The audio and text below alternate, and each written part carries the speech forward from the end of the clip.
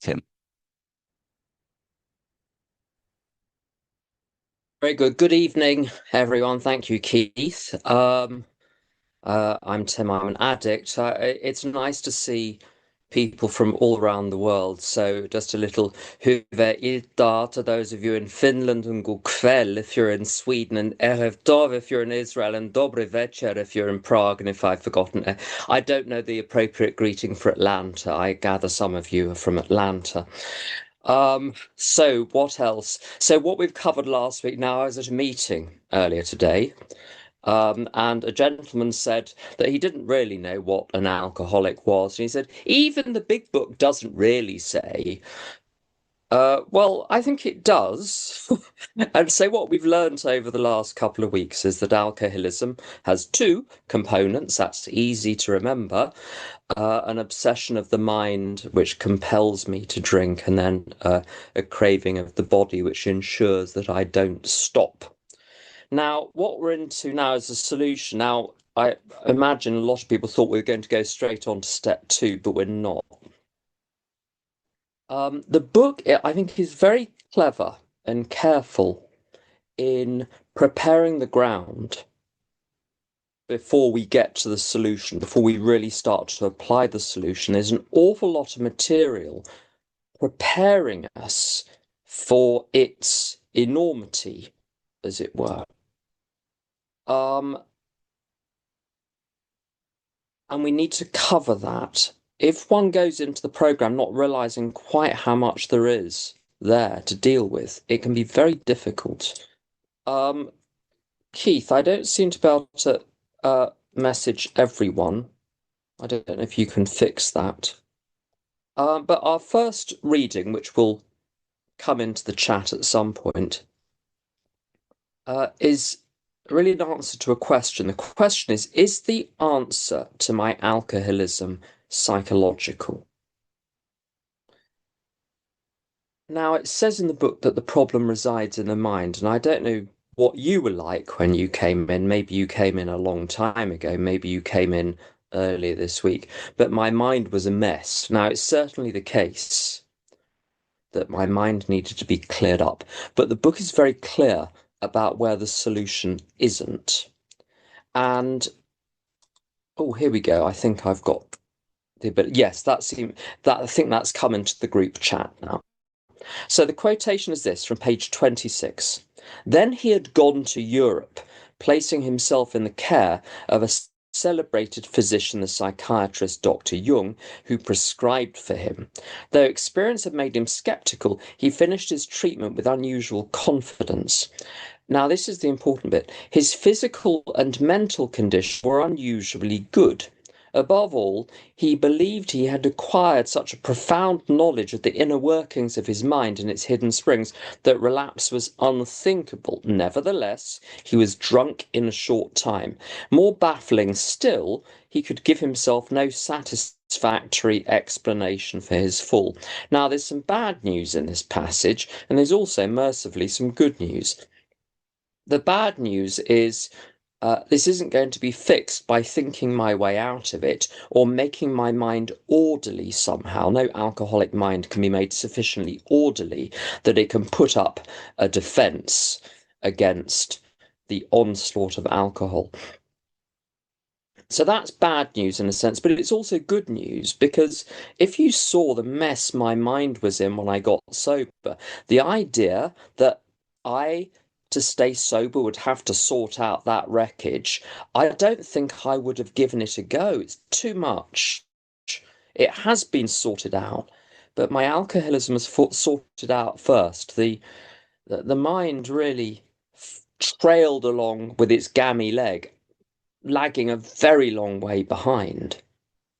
So, is the solution psychological? Well, we might go a little further and say, well, maybe it's medical. We do live in an age where there's a pill for every ill. Now, in the doctor's opinion, It says, faced with this problem, if a doctor is honest with himself, he must sometimes feel his own inadequacy. Although he gives all that is in him, it often is not enough. One feels that something more than human power is needed to produce the essential psychic change. It's the change of the mind, psyche, mind. Though the aggregate of recoveries resulting from psychiatric effort is considerable, we physicians must admit we have made little impression upon the problem as a whole. Many types do not respond to the ordinary psychological approach. So the doctor is saying, look elsewhere. We're going to have to detox you, Sonny Jim, first. But the ordinary psychological approach, unpicking the errors, setting someone's motivation straight, giving them all sorts of encouragement, not enough. Now, the answer comes in the next quotation, also from the doctor's opinion. We doctors have realized for a long time that some form of moral psychology was of urgent importance to alcoholics, but its application presented difficulties beyond our conception.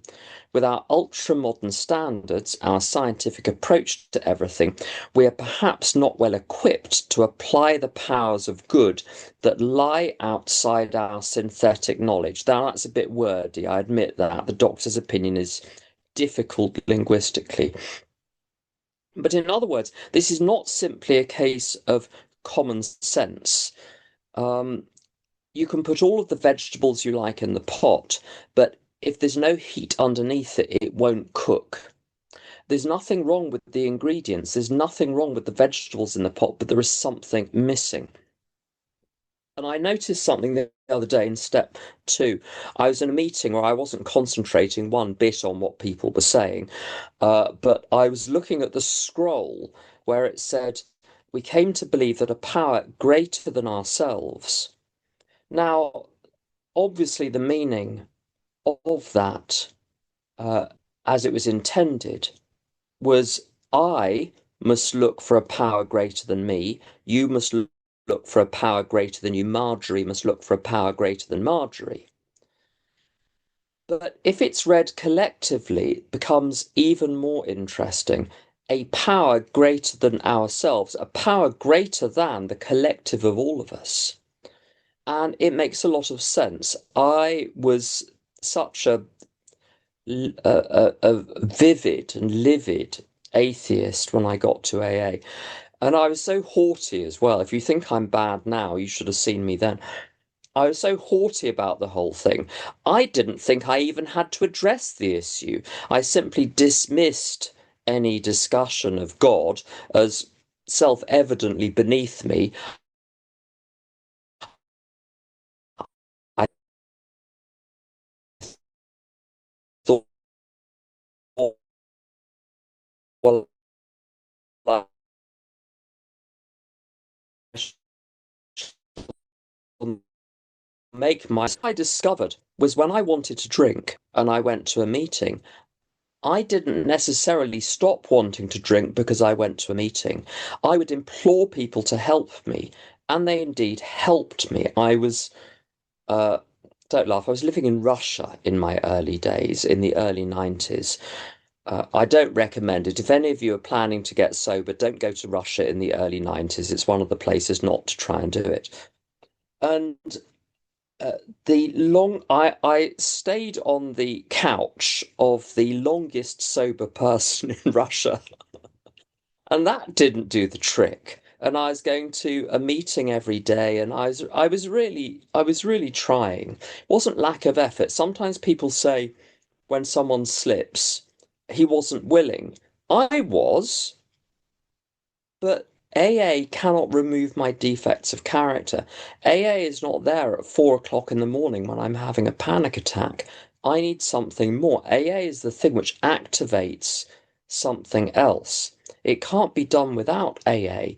AA, the fellowship, is necessary but not sufficient. And the same obviously applies to whatever fellowship you're in. I'm such a dog, I'm in several fellowships, but AA is the one where my earliest history lies, and it's the name that tends to pop out. But a lot of credit goes to the other fellowships too. So we need something to activate the powers of good, and human beings just won't cut it. AA shocked me sober for a few weeks, but that shock wears off after a while, and then you're left with some cold, hard facts. Now, the next little idea that we have to get out of the way, a lot of what we're doing is finding out what the solution isn't before we get to what the solution is. The answer, is it a bolt-on or is it a new contract? So, in the language of the mobile phone, or the cell phone in America, uh, uh, sometimes you switch to a new provider. Sometimes you stay with the same provider, but you have a little bolt-on, so you can go to Venezuela and use your mobile phone there as well.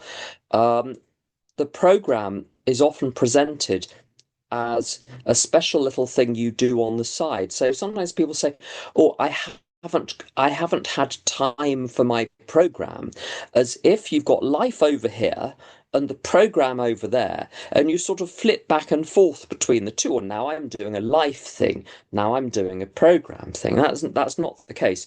Now there are some activities which I'm afraid are going to have to come out of your time allocation for the week. So if you have to go and chair the intergroup, or if you have to go and meet Olive because you're sponsoring her this evening, then you're going to have to spend some time. But that belies the true nature of this. And it's this reading which tells us what this is really about. This is from Bill's story. I saw that my friend was much more than inwardly reorganized. He was on a different footing. His roots grasped a new soil. And the reason I love this is because it tells me my problem isn't so much me. My problem is that I have been planted in the wrong soil. The plant is fine. The soil is the problem. What's the soil? Sometimes people believe that the program is somehow a tug of war between me and God. And in fact, if you'll permit a digression into Greek literature, there's a novel by Nikos Kazantzakis where a chap goes and sees this aged monk on the top of a mountain, and he asks the monk to tell him the secret of life.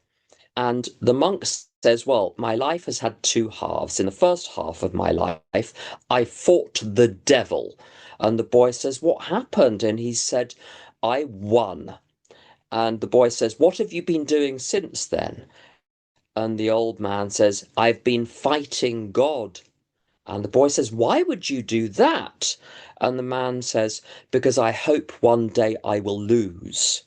And I think that is an adequate description of my relationship with God, but I don't think it's entirely accurate. And whilst I believe that my interests are opposed to God, I'm still going to be in the tug of war phase. Now, if you'll permit a second digression into the even more radical, the A Course in Miracles. The A Course in Miracles has got a chapter towards the end where it's got a section called Rules for Decision. And it says you can't get away thinking that you make any decision yourself. All the decisions you think you're making, which get you into the most terrible trouble, you didn't make those yourself. What happened? You took a situation and you said to the ego, "How shall I respond to this?" And the ego said, "I think you should be very upset. I think you should be very frightened. And then you should go and speak your truth and set boundaries and tell people what for and all of that." Now, one doesn't realize one's asked the ego, received the ego's advice, and followed it because everything feels as though it's a single circuit. I'm simply asking myself what to do and giving myself the answer because it's coming in my voice. But what it says in the A Course in Miracles is to assess any situation, you must first of all decide which guide you're going to have. And the two options are the ego or God. There's nothing else. And if one doesn't actively activate God as the guide, the default is the ego. It's the one sitting there waiting to be asked. It loves to be asked how to view a situation and what to do. And so it's not the case that I'm choosing between my will and God's will. I'm choosing to consult the ego or I'm choosing to consult God. I can't not consult because there's no other way of getting information. So the problem is the soil in which I've been planted, namely the ego, and I need to be replanted in new soil. Now, it isn't that there's nothing wrong with the plant, but if you have the plant, yet another plant died here. Um, don't ask me for advice on plants. Another one died, and it might have been something in the soil. I don't know what it was, but if the soil is bad, the plant will be sick. So it's not that I wasn't ill, but the illness did not originate in me. The illness originates, the illness of the spiritual malady originates in the ego. This is turning into slightly a longer digression than I'd hoped, but bear with me. It says in the big book that resentment, that from resentment stem all forms of spiritual illness. Now, let's say I resent Nigel because of his nose. Uh, that is not the source of all of my problems. That is not the source of all of my spiritual illness. It's very difficult to trace every single problem in life to the fact I'm resentful. But it does make sense in one sense. There was an original resentment which lay behind the whole thing, and it's from that that everything stems. Imagine you're one with God, singing in the heavenly choir, having a lovely time. There's a description almost of this actually in the beginning of uh, Tolkien's The Silmarillion, which is a sort of fantasy mythology about how the world started, with more than a nod to Finnish mythology, but that's another question. And in that, you've got this amazing heavenly choir. It's wonderful music. Now, imagine being in the middle of that and then thinking, wait a second, I'm not down for a solo. I want a solo. I want everyone else to pipe down so that everyone can hear me. So a little plan comes in, just like in the Garden of Eden. You've got everything. Is that enough? No. You now want to eat of the tree of the knowledge of good and evil. You want something more. And anyway, heavenly choir. So you say to God, I'd like a solo, please. And God says, no can do, Sonny Jim, because everyone else has got as much of a right to sing as you. Just be part of the choir. And I go off in a harumph and say, right, I pack all of my things up in a little red and white polka dotted handkerchief and off I go into the world to create an identity, to make something of myself, to have a life. And from this come all of the plans and the ambitions and the dreams. Dreams. God save me from dreams. And everything else which goes to make up the identity. I don't want to just be that dreadful line in the 12 and 12, a worker amongst workers. If that's all I'm going to be, why bother? That was my response to that for years. So this original resentment that I can't be special, that's the resentment which is at the root of everything. It's the desire to be special, the desire to have one's own separate existence sitting on a pedestal with everyone looking at one, applauding. And it's from that that everything stems. What the book is saying is, that's not worked out so well, has it? Do you want to go back to plan A, which is taking up your position in God's universe as directed by God? That's going to work far better. That's the replanting in the new soil. Now, so far, so good. The ego now spots another way out of this. And the answer to this egoic defense actually comes from an AA member called Paul Martin, who died with over 60 years of sobriety, and he was from Riverside, Chicago. And he wrote for the Grapevine on a number of occasions, and the essays are quite brilliant and very interesting, very unfashionable for today, I think, but very good. And this is him speaking, and in response to the tacit question, are there as many ways to work the program as there are members of AA? Because, of course, that's the ego's next way out. It's fine, God, have it your way, but I'm going to do God's way my way. I remember someone who was called Bob saying the program is a Bob-shaped program. I don't think it is. I think it's one program for everyone. It will produce different results in different people because the raw material is different. Good results, but different results. But the program is a single program, one ring to rule them all, if you'll permit a further Tolkien reference. This is Paul Martin.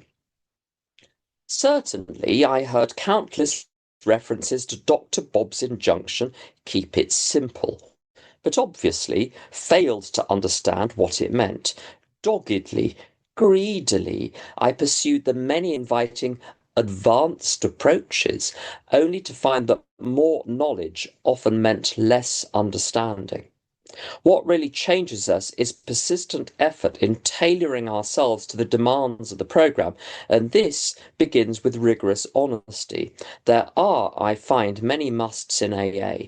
Nowhere does the big book suggest the beguiling fallacy that this is an individual program for each of us to adjust to his own particular whims. I couldn't have put it remotely better than that. And I've got a rather chilling story to illustrate this, which is when I was around 9 or 10 years in, I was doing a lot of Al-Anon, and the Al-Anon I was doing was very helpful. But I thought I'm going to go one step further. I went on the old Amazon and bought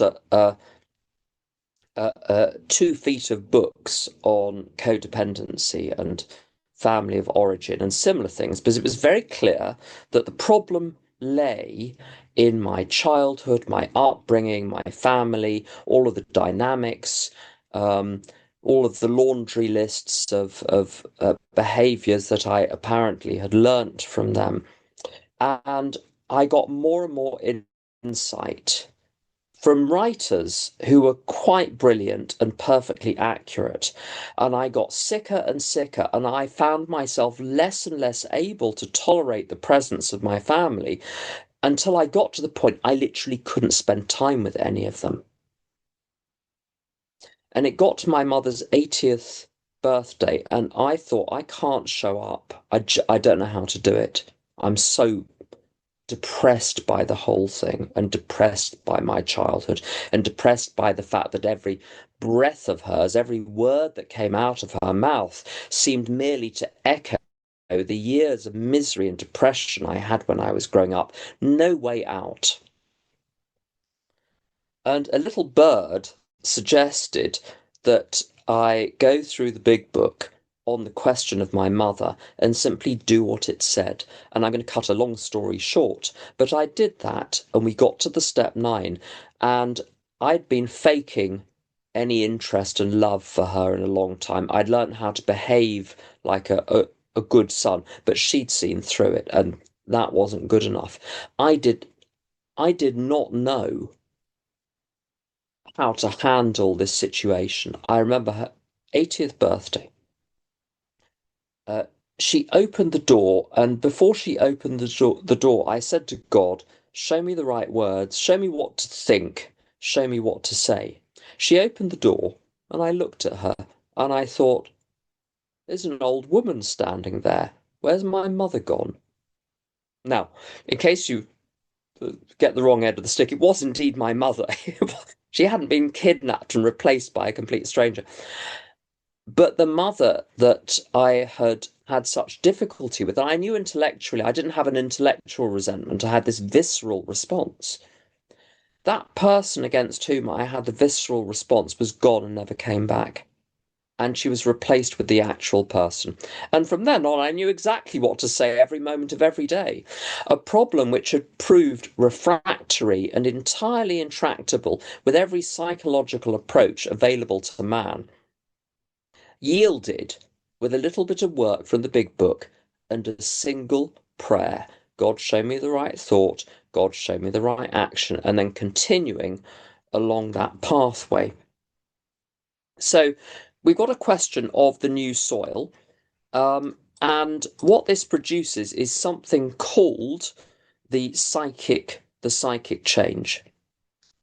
And there are a couple of little quotations here which I want to read out. The first one is from the doctor's opinion. And just one part of it. Once a psychic change has occurred, he suddenly finds himself easily able to control his desire for alcohol. Doesn't say the desire is gone, but it's controlled. It doesn't convert to action. The only effort necessary being that required to follow a few simple rules. Now, Bill, in his writings in Language of the Heart, says, oh, don't use the word rules with alcoholics. They just won't stand for it. And I think he's right. Silkworth, he can't be bothered to pander. He knows the truth of it. It's rules. Call them what you want, but breach them at your peril. And the rules are simply the principles of the steps. There we go. Very simple. And the second passage on this is a third, which I won't read, but the second passage. The great fact is just this, and nothing less, that we have had deep and effective spiritual experiences which have revolutionized our whole attitude to life, towards our fellows and toward God's universe. The central fact of our lives today is the absolute certainty that our Creator has entered into our hearts and lives in a way which is indeed miraculous. He has commenced to accomplish those things for us which we can never do by ourselves. Now, sometimes it's said that prayer doesn't change things, it changes us so we can adapt to those things. Now, what I'm about to say, I don't think for one moment I'll successfully convince anyone else of, unless they're already convinced of it. But I am firmly of the view that prayer and action are of equal weight. To bring about change in my external circumstances, of course, I need to change action. And to change the action, my internal state needs to be changed. But sometimes people object to the notion that God might actually respond to a prayer by intervening in some tangible way, by saying, well, if God wanted something external to change, then it would be like that already. Why is he waiting for me to pray before making the change, before bringing the thing about? But the answer to that is C.S. Lewis provides very well, where he says, well, that's like saying if God meant you to wear clothes, you'd be born with clothes, so you should just sit there naked and not take any action to clothe yourself. Is it not plausible that one of the actions God wishes you to take is to pray? And I've got endless examples of situations working out miraculously in ways that were not on the cards. There's a trope, if you'll permit that awful word, in all sorts of those American Disney and Pixar films, where there's a very small child which has got itself lost, which has run away from its parents, and is exploring the world, usually on a tricycle or something, or a little bicycle. And it's racing everywhere, having the most splendid time in absolute awe at all of the wonderful things. Now, you, as the viewer watching this, can see endless dangers which this tiny child is avoiding through no wit and wisdom of its own, but almost as though invisible forces are simply preventing the inevitable accidents from happening. And when I look back, my two bodies of evidence are the thousands of near misses of complete catastrophe and the number of things which have worked out, not because I took action, not even because I adopted the right attitude, but because I begged and let go, and then adopted no attitude towards the system other than I'm blowed if I know how this is going to work. This is God entering my life, God isn't just a sort of spiritual ointment that I can apply to situations to be slightly less pained by the awfulness of life. I think God actually changes the life that I have, and I think it's in response to working the program. You can either believe that or you can not believe it. But it's one of those things. The point about the metaphysical, that which lies beyond the physical, is you can't prove it with physical means because it's not physical by nature. As C.S. Lewis also says, you can't prove whether the cat is in the airing cupboard by logical reason. You have to go and open the airing cupboard and look inside. You can't prove any proposition about the spiritual life or the metaphysical life or the metaphysical realm, or is there a God, or are there guardian angels, or does the Virgin Mary exist? Can you pray to her and will it work? These are questions amongst many thousands of others, which I think can only be solved by trying them out and seeing for oneself. With any luck, hopefully at least some of us are thinking, well, sign me up. What do I do? Um, and here's the basic MO for working the program. Our stories disclose, in a general way, what we used to be like, what happened, and what we're like now. And here's, I think, perhaps the most important line in the book. If you have decided you want what we have and are willing to go to any length to get it, then you are ready to take certain steps. Now, there's a lot in that line. A decision is a commitment to action, which, once taken, brooks no opposition from my emotions. Billy from the Isle of Dogs used to say, commitment is the ability to continue taking action even when the emotion which prompted the decision has faded. And so a decision is not a light matter. People say, I hand over my will to God every morning and I take it back 1,000 times a day. I don't think that's quite right. If you work for an employer, but you work shoddily, you haven't terminated the employment. You're still in employment, but you're just doing a rotten job of it. I'm firmly of the belief, again, it's very difficult to prove, but you have to take my word for it. I'm firmly of the belief that when I took step 3 and said, God, please take my will, he took it. And that's the end of it. I can't take it back. It's gone. The Sainsbury's on the Finchley Road, if anyone is familiar with that from the 1980s, used to have these vacuum tubes. If anyone saw the film Brazil, they have vacuum tubes in the film Brazil as well. These tubes that come down from the ceiling, and they put all of the money in these little plastic canisters, open up the tube, pop the canister in the tube, press a button, up it went. When I take step 3, I'm saying to God, that's what I'm doing with my will. Gone. I can fight against the fact I've turned over my will, but I think it burns you alive if you try. My life has been turned over. I can either accept that and go with it or fight against it, but it's not an easily reversible decision. I think maybe it can be reversed with a few liters of vodka and a kilo of cocaine. I think maybe you'll hear the vacuum tube rattling again, and God says eventually have it your way. But whilst I'm still in the game, I'm still in the game. However much I appear to be rebelling, I simply don't have enough power to fight against the master of the universe. I'm not winning when I appear to be taking my will back. So decision, you take the decision, that is the end of it, that you want what we have. Now that really has two components. The second component is wanting what the we of the book have. Now, the thing that the we of the book have is not a great dazzling life or a bridge to normal living, which actually came from it's in an AA pamphlet, but it's quoted entirely out of context. It's part of a very odd image. Um, but AA is not a path out of AA. That's certainly a great big mistake that people make. The point of AA is that I don't have to go anymore, so I'm going to cross the bridge away from AA to something called normal living. There's nothing normal about depending on God, so you can forget that.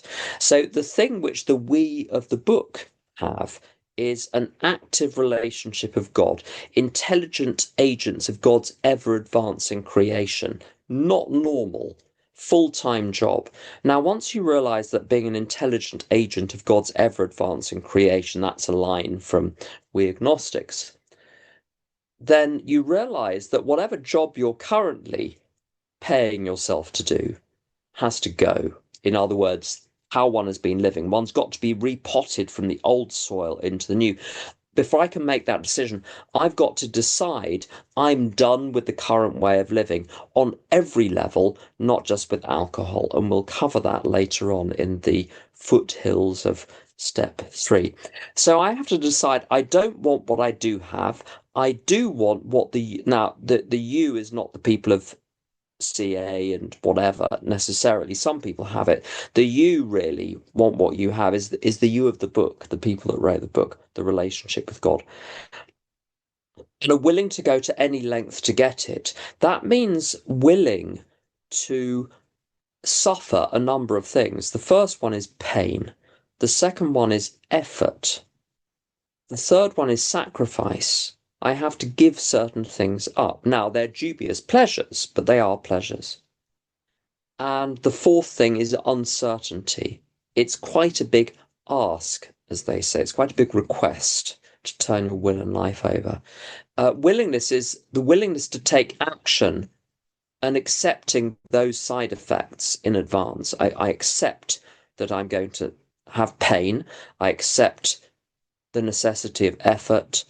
I'm going to accept the discomfort of uncertainty, and I'm going to accept the giving up of certain things. And it's interesting, if you've decided you want is emotional. Willing is to do with commitment to action. When those two are in place, being ready is automatic.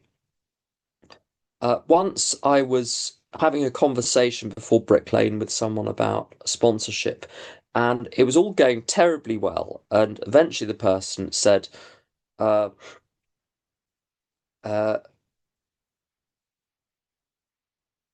well, I think no, I must have. I said to this person, "Are you willing to go to any lengths to stay so?" They'd said, "Will you sponsor me?" I said, "Are you willing to go to any lengths?"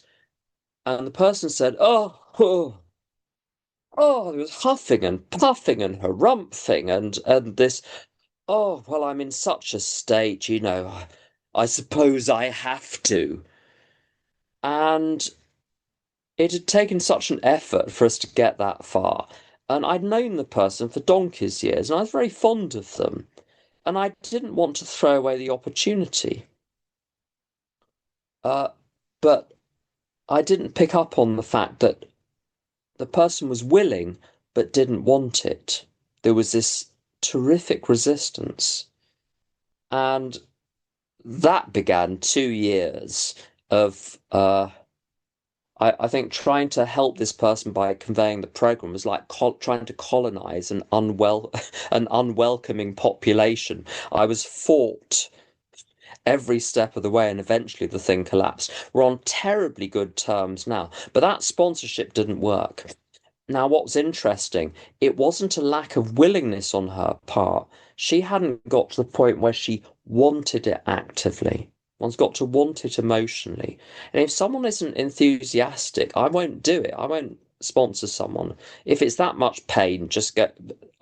I can't do it. You can accept pain cheerfully, but accepting the pain grumpily is too much. So let's look at what the solution actually involves.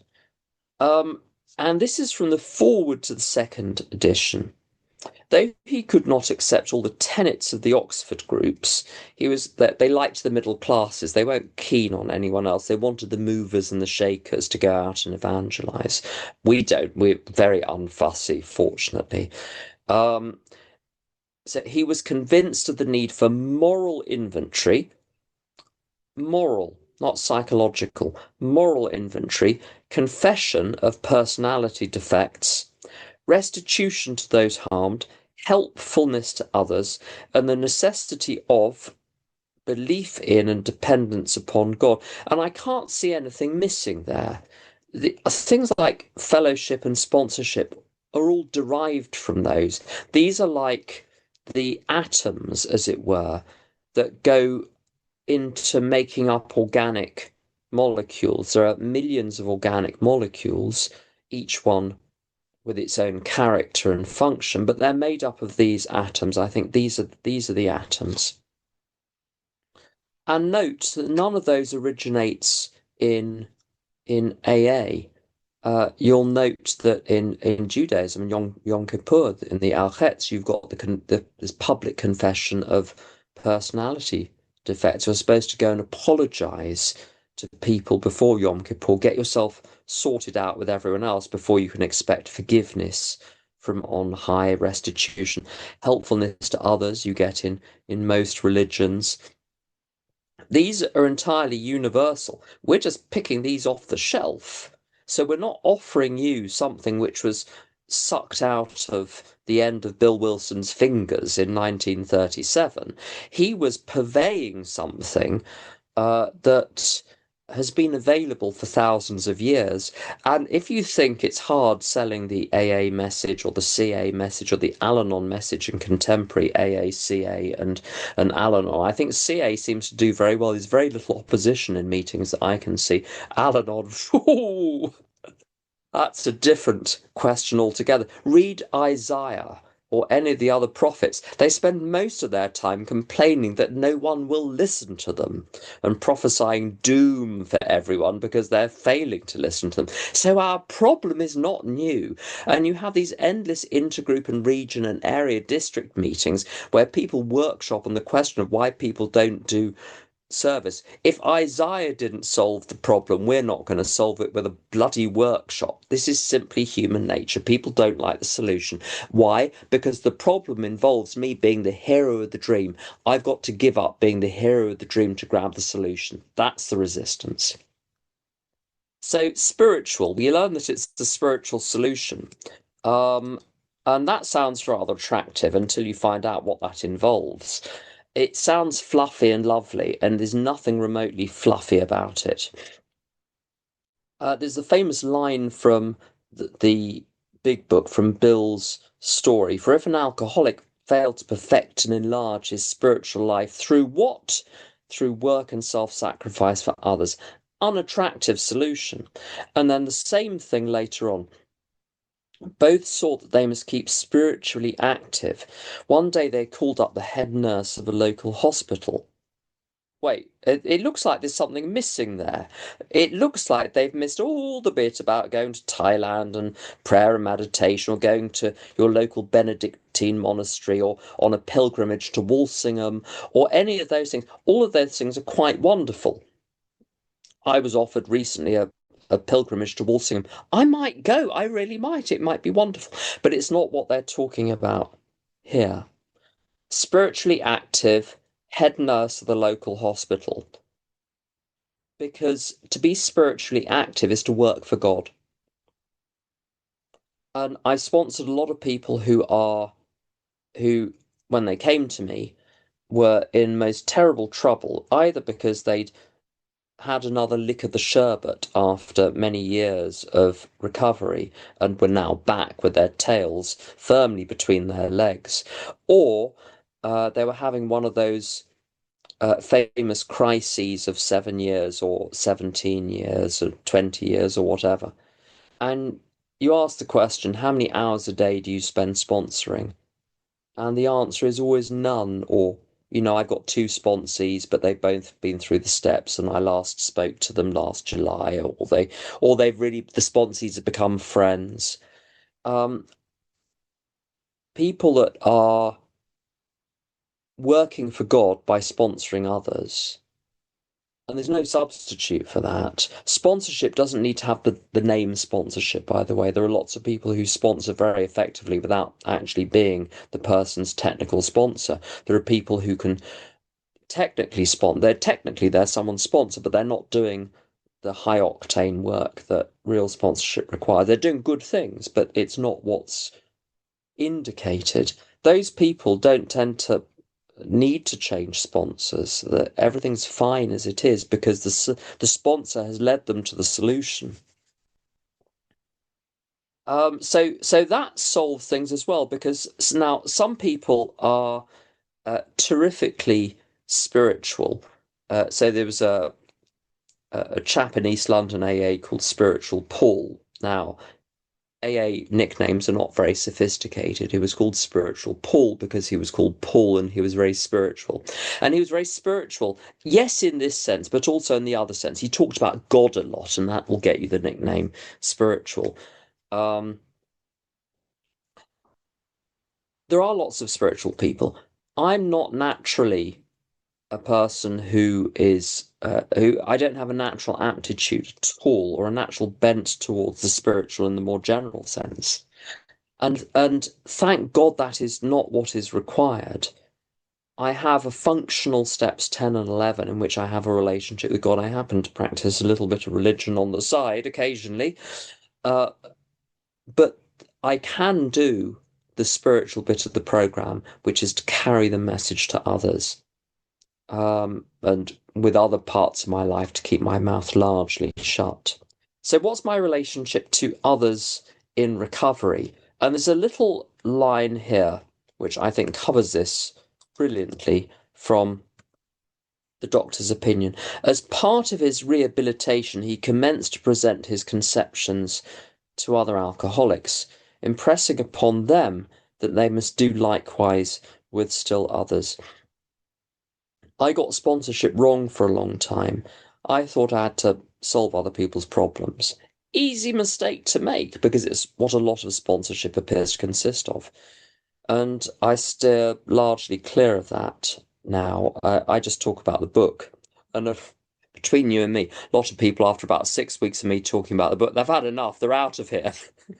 If I'd been involved in their problems, I think I'd still be sponsoring them, but I can't do that. It says in Bill's story that they abandoned themselves to helping alcoholics to a solution to their problems. They didn't solve people's problems, they helped people to God. God solved the problems. Um, how does God solve my problems? I've already said in a way, but imagine being in the kitchen, you're making real hash of dinner, and you say, God, help me cook the dinner. God comes in, sighs heavily, says, just get out of the room. Just go and do something else. I'll tell you when dinner is ready. That's how God helps me. I don't do a thing except get out of the way. What do I get out of the way doing? The phone rings and I talk about what's in the big book. And then all of the other things sort themselves out. Sounds too good to be true, but it's not. All of this sounds like an awful lot to swallow. I think the line in the book is what an order. I think in England we'd say, isn't this a bit much? It's a bit much. Uh, Now the fact is, it is a bit much, but one doesn't have to get good at it. One has to be persistent with it. And one only has to do today's tasks today. I don't have to do tomorrow's laundry today. I don't have to do tomorrow's program today. I just have to use today's program today. And the thing that makes it bearable is this. I'll need a method to get through the day anyway. All I'm doing is switching method. I'm switching method to a method which works. Um, Now, can recovery be stored up? There's a paradox in the sense that two things are true at the same time. I really do think that time matters. If someone has been around for a long time, It doesn't mean that they're well. It doesn't mean that they know what they're talking about. It doesn't mean any of those things necessarily, but there's some experience there, and the experience is necessarily valuable. One way or another, it's valuable. My friend Anthony says sometimes we're an example, sometimes we're a warning. We're equally useful both ways. But time, the passage of time will work a lot of the kinks out of the system and will disabuse me of all sorts of follies. Um, but I haven't stored anything up in the sense of what I ate yesterday won't feed me today. Changing the bedclothes in July won't ensure that I have clean bedclothes today. So unfortunately, just like with the kitchen, you need to clean it on a daily basis because you're cooking on a daily basis. And once in a while, it will need to be renovated. So you can't store it up. You acquire skills which can be deployed, but the deployment has to continue day by day. And we're going to go back to Paul Martin for our last couple of quotations. One is slightly longer, one is slightly shorter. About what recovery looks like in the long haul. And again, this is rather a tough point, so I'm making him make it rather than me make it. So it's not my fault. I'm just reporting what he's saying. Maybe I'm wrong, but blame him.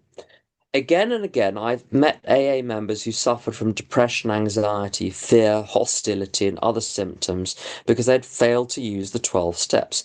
This includes AAs with years of sobriety. Once these AAs began to work the steps, their symptoms vanished. An AA member who suffers from such symptoms or can't stay sober needs a sponsor, not a therapist.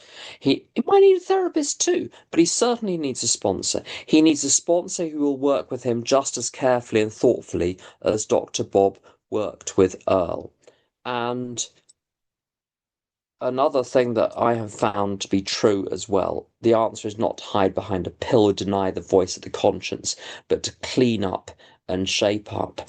And I can't tell you how many of my apparent psychological difficulties came out of indulging immoral behavior, which I thought I could keep barricaded in some quiet corner of my life without it poisoning the rest, whether it was indifference or cruelty or the modern improprieties. Let me just call them that. There are lots of things today which are permitted in the permissive society and often encouraged, which would have been frowned on in the past.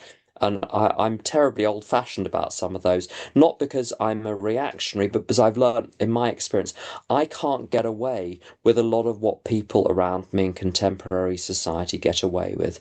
I'm not standing in judgment on any of those behaviors. I'm saying I can't do them. I need to clean up my behavior. That was really what it was about. And so I've had to re re-look at the first 9 steps. The first 3 steps, yes, I've had to look at those in my own experience, but essentially repeating the material over and over and over again with sponsee after sponsee reinforces those as a way of life. Once every 3 months, I do a 360-degree review of my life using the page 67 questions of the big book. It takes 2 hours or so. I then top up over the following week to make sure I haven't missed anything. I share it with someone. I phone my friend, read it out. He holds his nose as I read it out. It's awful to listen to. And then if I need to make some corrections, I make some corrections. If I don't know what to do, I ask my sponsor. It's not a big performance. Redoing the steps, I'm I'm doing it as simply as doing the washing up. That's all. It's not some great spiritual adventure. It's a tedious necessity, like preparing for confession with the sacraments of penance and going for confession or doing some other spiritual exercise. It doesn't elevate me. Um, and I'm not looking for any new experiences. It's one of the most common phrases. People say, my sobriety has gone all stale. I want a new experience. I don't know that there is one. I think there's a repeat of the same experience. When I change the bedclothes and sink into fresh bedclothes, I have the same wonderful experience each time. I don't need an entirely new type of bedclothes.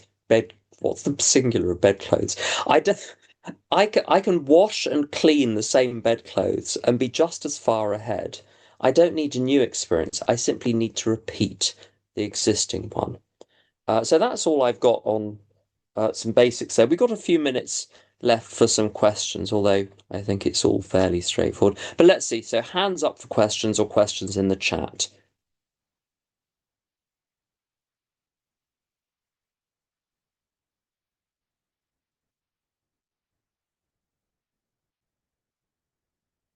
All the questions you don't want to ask your sponsor. So someone said, was the doctor trying to say this? So they repeated when the doctor says uh, moral psychology, uh, did he mean spiritual experience and powers of good, powers of God? What with our uh, what was the original thing for the person who suggested up to date standards? I can't find that. Ultra modern standards. Yes, I think that those are reasonable rewordings.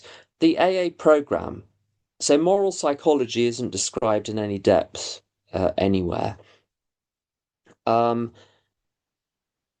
but if you look at the program, there's certainly a moral aspect. In fact, the whole thing is moral because it's about the fundamental moral question is, am I for me or am I for God? You solve that, everything else gets solved. There's a famous uh, little Jewish proverb from the Ethics of the Fathers, which you can go and look up afterwards, Rabbi Akiva, where if I'm for me, what kind of person does that make me? It's more elegant in classical Hebrew, rabbinical Hebrew. If I'm for me, what does that make me? If I am not for me, um, who will be? In other words, if I don't look after myself, who's going to? Now, once you solve those two, if I'm for me, what does that make me? It makes me a schmuck. Who will look after me if I don't? Well, God will. If not now, when? What are you waiting for? What are you waiting for? It's moral. Now, is it psychology? Well, it works on the mind, but it works on the mind secondarily. It works on the mind not by analyzing complexes or so on, but working on the moral aspect. You clean the moral aspect, and the psychological stuff largely clears itself up. Occasionally, odd little twizzles here and there might be required, which are purely psychological. Powers of good and powers of God. Uh, I think for our practical purposes, we can treat those as synonymous. A couple of questions. Can you provide the quote regarding there being one program for everyone? A lot of people tell me everyone works this program differently. I'd like to be able to refer to what you said on this. In the if Keith can repost the linky thing, there's a link to all of the readings so you can knock yourself out. Now the funny thing is, this is the terrible truth. A lot of people tell me everyone works the program differently. Yes, they do, and that's why we're in such terrible a terrible condition. If only I worked the program entirely properly, I never do everything exactly the way I'm supposed to. Um, that is precisely the problem. The problem is not that we can't do it differently. The problem is precisely that we do. But you know what? I wouldn't pass the link with the readings on to anyone. You'll only annoy them. There's that bit in the big book where it says if you try and point out the fallacy of someone's thinking, he'll become irritated and refuse to talk. So it depends whether you want any friends or not. If you want to have friends in AA, stop talking to them about what works. Wait until they're basically suicidal, and then they'll call you. I remember someone came up to me at a meeting. He said, I don't want to be talking to you, but literally there's no one else. So let's do this. Let's have this conversation. Took 10 years for him to get to that point. Um, Oh, lots of lovely questions. One question: how does ACM, how does A Course in Miracles relate to AA? Well, in a sense, it doesn't. Um, uh, Things that are true are just true. Now, if two different books or approaches try to come at the truth, to the extent that they're right, they're going to say the same thing. And they're going to say the same thing in very different ways. In the same way that you go to an AA meeting, people say the same thing in different ways. You hear everyone say it, and uh, and it doesn't have any effect. And then you're 16 years sober, you hear someone saying something you've heard for donkey's years, and now it makes sense.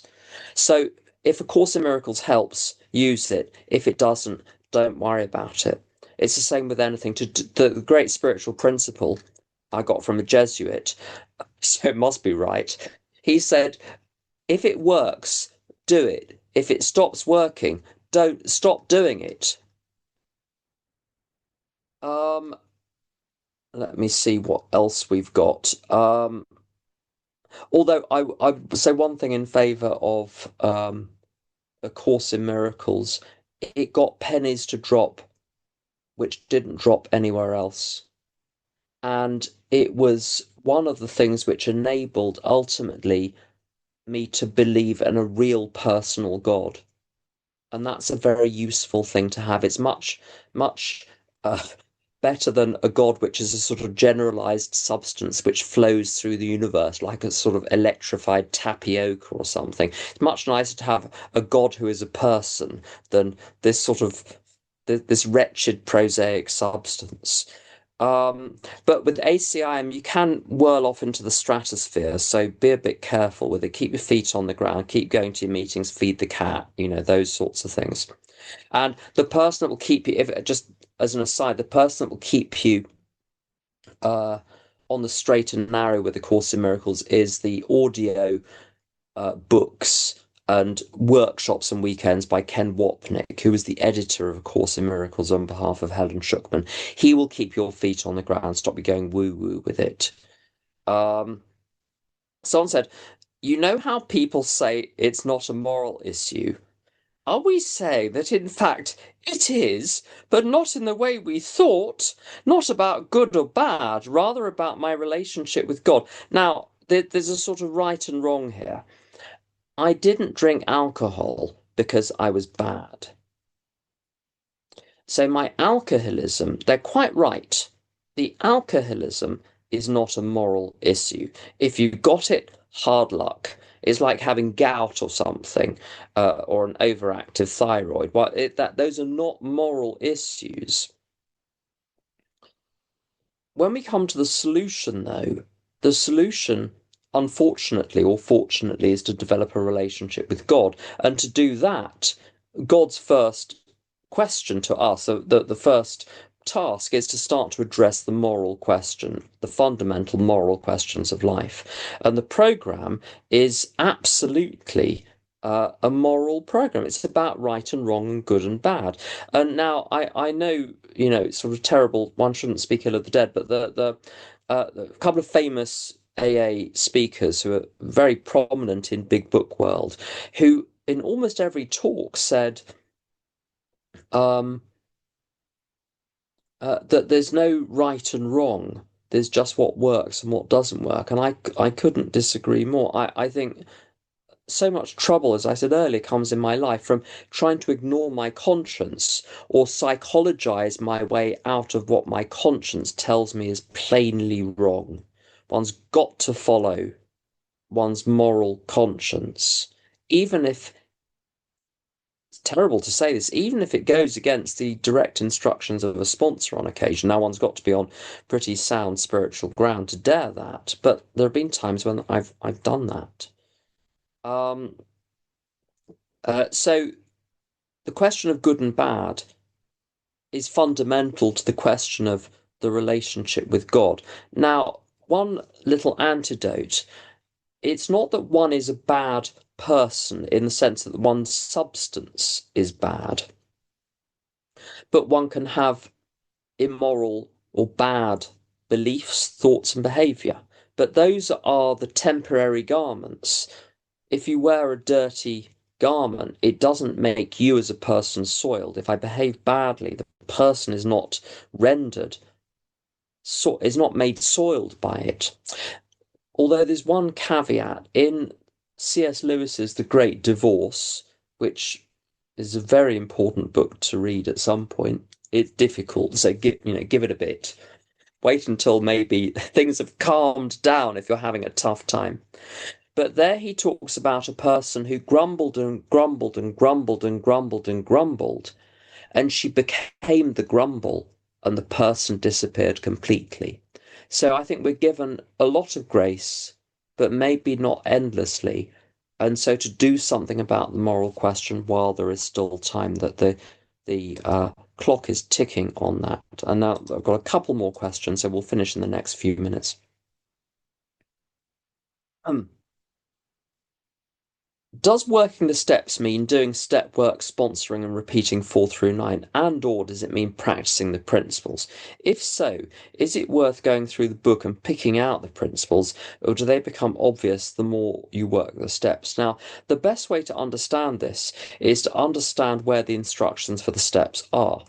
And the contents of the book and the steps are the same thing. As I said maybe last week or the week before, the steps on page 59 are a summary of the program. They're a summary of the steps. They're not the things themselves.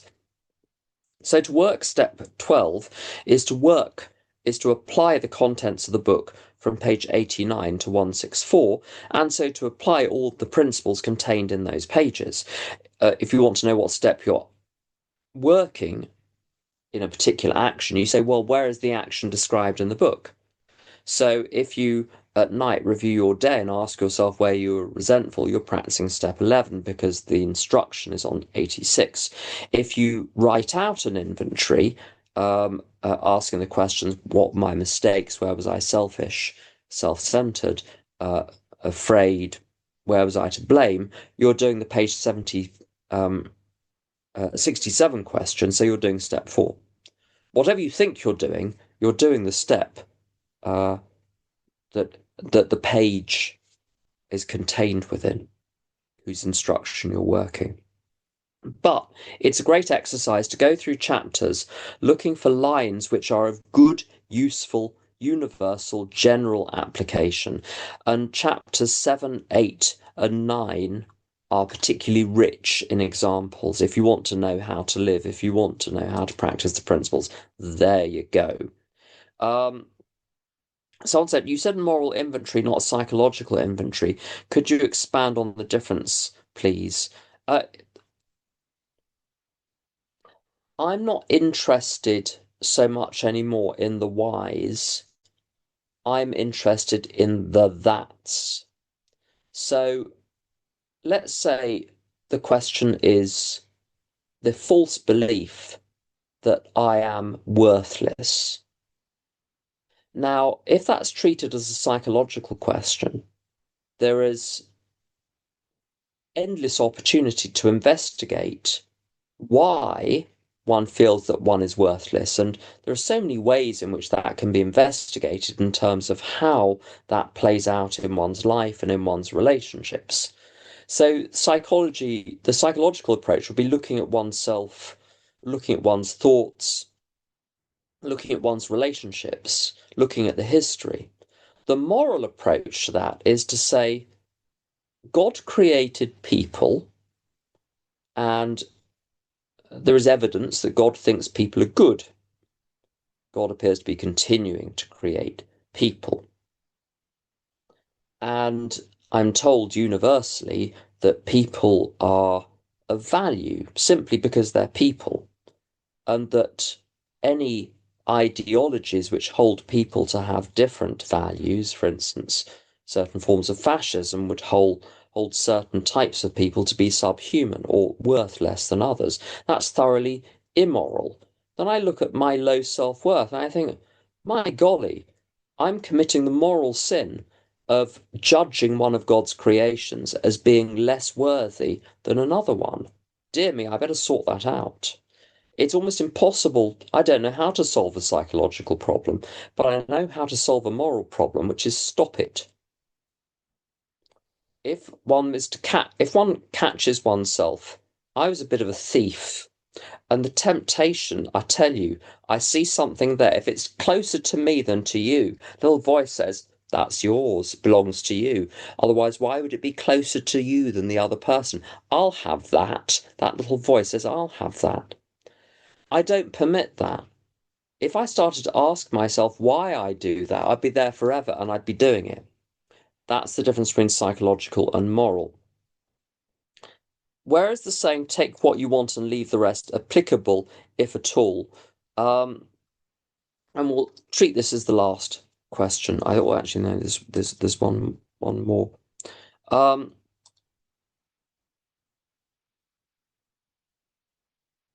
at the Pacific Group, uh, which has its merits, at the Pacific Group, one of the things they say, which I think is excellent, is take what you want, or something like take what you can use, and file the rest away for later consideration. And I think that's quite good. It's suggesting if you're setting aside something, then it's not because you've judged it wrong, but because you're not quite ready for it yet. Okay, so it's fine. Take it bit by bit, but don't reject it. But also, the other thing to do is to say if it's in the big book, it's kosher. If it's not, it might be okay. The question is it consistent with the big book? And then the last question, this really will be the last question. What emotional or behavioral symptoms might signal that one has drifted away from the steps or higher power? I think it's very interesting.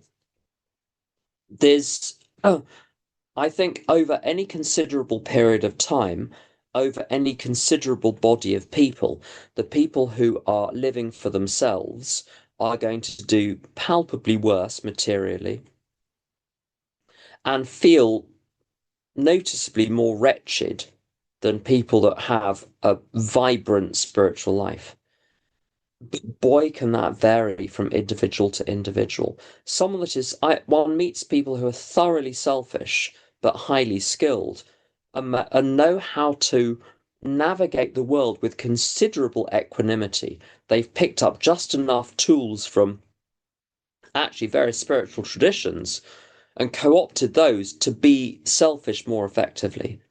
And this is part of the explanation why there are lots of people in the world who are very selfish and do rather well with it.